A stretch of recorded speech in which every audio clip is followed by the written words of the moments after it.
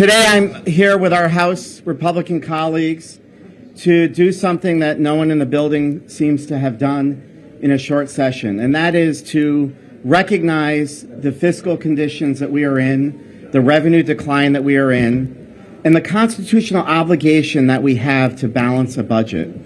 So today we are presenting a budget adjustment which keeps intact the spirit of our biennium budget that many of us supported, but it also makes adjustments to keep the promises that were made last year. In particular, there was a promise made to fully fund special education. As we all know, we came out of last year recognizing that special education fell short of over $75 million. Our budget is covering that cost. We are also largely taking the governor's cuts, but we are recognizing that if we don't do something today, we are putting the fiscal guardrails in jeopardy and our budget in jeopardy moving forward, because it will need to make cuts, and we don't want to leave it in the hands of the governor. We believe we have an obligation as the legislature to put forth a balanced budget.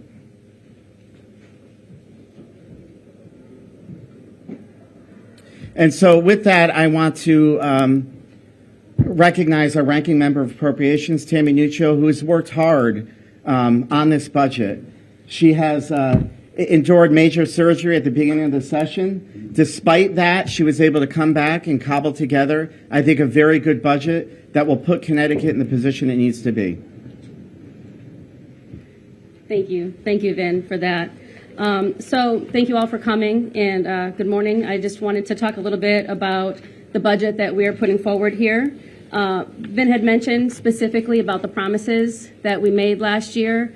I want to put on record, looking at this budget right now, once again, the House Republicans are coming forward in very strong support of our primary and secondary education. There's a lot of talk about property taxes and finding a way to lower those. We're the second highest in the country for property taxes.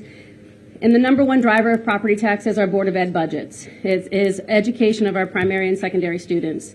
So with this budget, we are keeping the promise of fully funding our special education excess costs, and we are keeping the promise for the full intent of 5003 last year, which talks specifically about the education cost share grant and capping tuitions for magnets, charters, VOAGs, and such. All of this is direct relief to our local municipal budgets. It's direct relief to our property taxes. And we respect the fact that Connecticut has to start taking this seriously. With our budget here, we are putting forward an 8.2% increase from last year for education, including the charter schools, VOAG, the ECS credit, magnet schools, and most importantly, the excess cost for special needs. There's a lot of talk right now about using AARPA money for certain things in the House right now. I would argue that the best use of AARPA money is to spend that in areas where COVID had a negative impact. And I can't think of a better place to spend $80 million than to support our special needs students and the increase of special needs students due to the COVID pandemic. So our budget fully funds the excess cost grant according to the legislation we passed last year for the tiers, and that is one of the main pieces of our budget. Not only that, but we are investing in the charter schools in Danbury and Middletown and expansion of additional charter seats. We are also looking at increasing birth to 3 Medicaid rates. This will also directly help our nonprofits. It is not a direct salary increase, but by increasing our state spend by $12 million, we hope to bring in an additional total of $40 million when we get our federal match, which is an increase in the rate that will be paid for birth to 3. And there's a big piece of the governor's budget that was adjusted that is not being addressed, and that is the retired teachers, the teacher retirement system, the ADAC payment of about $43 million. I would hope by now Connecticut had learned a very valuable lesson about not funding our responsibilities for our retirement systems. We are in a major hole in this state, bigger than almost any other state in the country, by not funding our pension obligations. This $43 million is not being accounted for because the budget is not being opened. So in total, the Republican House budget increases spending year over year for education-related items by nearly $300 million across the board. If that's not a headline, I don't know what else is. I really don't. So that's the highs of it. There are other things in here. If you have any questions, or do we want to go to? Yeah, we're going to go to Holly next for the revenue piece. Thank you. And I want to thank the Minority Leader and Representative Nuccio for the work and the staff that have helped with that, because somebody in this building has to be a grown-up. And if it's our caucus, then so be it. We have a responsibility to reflect reality when it comes to our budget, and this is what it does.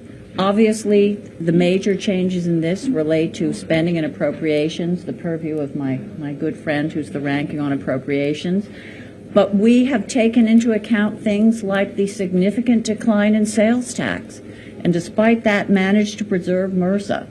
We've had to reduce the revenue transfer from last year to this year, again respecting reality.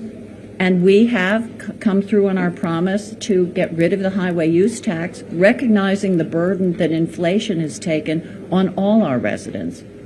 And by the way, the Special Transportation Fund, even with the removal of the highway use tax, is still running close to a $200 million surplus. And to be honest, given the policy goals of totally getting rid of gas-powered vehicles, I'll take seriously threats to the Special Transportation Fund when I hear some serious discussions about taxing electric vehicles. New Jersey just is putting through a bill, $300 when you register your electric vehicle, you pay the first 4 years up front. $1,200, that's a big chunk of change. Let's have a serious discussion about where we find revenue when we're taking revenue sources away. But I want to reiterate what Representative Candelora and Representative Nuccio said. This budget adjustment respects not only the spirit of what we're supposed to do, but the letter of what we're supposed to do, and respects and abides by those fiscal guardrails. Thank you. And I just want to close by saying that we've heard a lot of discussion about AARPA over the last couple of months, and that is sort of the panacea that Democrats are relying upon to make everybody happy. Our budget is balanced without touching any AARPA funds, because we recognize not only is that one-time revenue, it is the last tranche of revenue that the state of Connecticut is going to see. So whether it's $200 million, $300 million, $400 million, that is preserved for us to look at if people in this building want to fill holes for higher education, certainly for our nonprofits who we value, for the Unemployment Compensation Fund, which is continually in peril, or to supplant our high energy costs that are coming in July, and finally for child care. Those AARPA funds are preserved for those priorities if the Democrats so choose. But we believe that leading with an adjusted budget to recognize the revenue shortfall was the way to start the conversation.